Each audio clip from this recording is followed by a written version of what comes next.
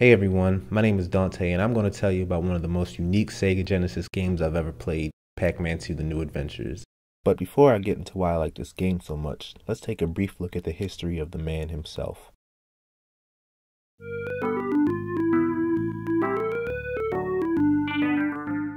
Just about everyone who's heard of a video game has heard of Pac-Man. The original arcade game debuted in 1980 and it eventually went on to become the most successful coin-operated game of all time. In the United States alone, more than 100,000 units were sold in its first year. 2 years later, in 1982, Hanna-Barbera created a cartoon featuring the yellow guy in hats. It was significant because it was the first cartoon based on the video game and because it introduced Pac-Man's family, most of whom would be present in later games in the series. I watched the first episode to familiarize myself with the series, but honestly it was really dull.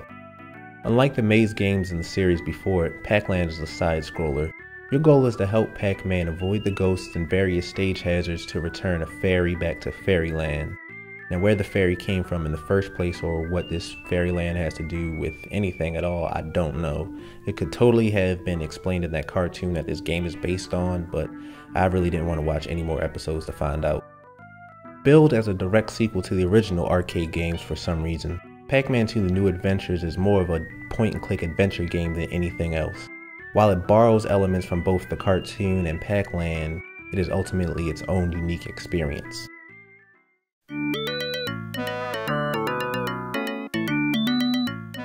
While Pac-Man 2 technically does have a plot, the game feels more like a simulation of his day-to-day activities. My friend likes to joke and say that this game is all about running Pac-Man's errands, and he really isn't that far off the mark.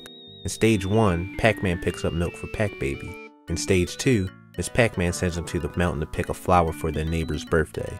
Only in the final two stages does an antagonistic force make itself apparent.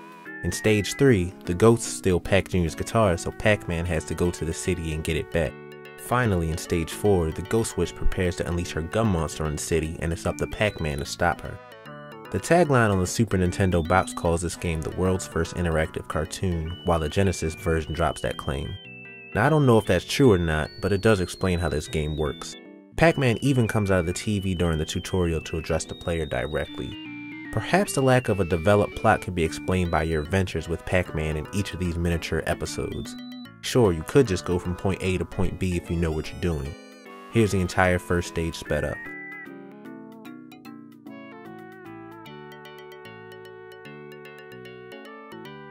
However, if you let your curiosity run free, it's easy to get sucked into the world and have your own adventure with Pac-Man. Does Pac-Man go straight to the farm and back home, or does he take the scenic route and get scared by a dog, go skateboarding,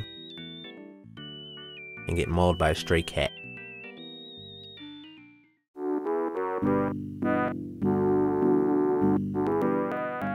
Unlike most other point-and-click games, you play the role of the television viewer and influence, not directly control, Pac-Man's actions. The slingshot acts as your cursor and is used to interact with Pac-Man, objects, and other characters. You can also tell Pac-Man to look or travel in one of the 4 basic directions. Overall, these controls work well and do a good job of making you feel like you're accompanying Pac-Man on his adventure. If you were given direct control over the character, I think most of this game's charm would be lost. My only complaint about the controls is that your slingshot is only acting as a cursor, and it truly isn't one. Just like a real slingshot, it takes a fraction of a second to ready your shot and for the pellet to reach its target. This doesn't really matter for most of the game, but in certain sections where timing is important, you have to learn to lead and anticipate your shots. Thankfully, this is a pretty forgiving game when it comes to trial and error, so it's not the worst thing in the world. Correction, it's not the worst thing in the world unless you lose at the end of the hang gliding or minecart stages. That's just irritating. Pac-Man's current mood is the primary factor in determining how he will react to any and everything. Will he be a valiant hero or just a jerk? This isn't a Pac-Man is happy so he'll listen, or he's angry now so he'll do the opposite duality.